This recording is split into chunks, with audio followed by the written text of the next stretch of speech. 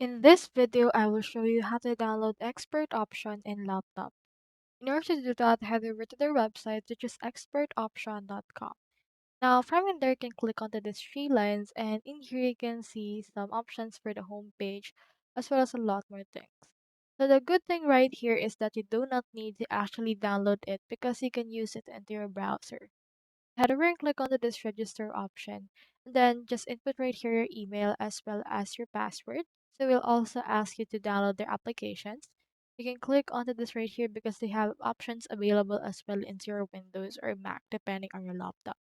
If you're determined to actually register, just head over and input right here an email as well as password and click onto this I accept.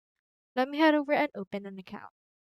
Now, as you can see right here, it will open up in here this part, and you can now see the actual application into your laptop whenever you are.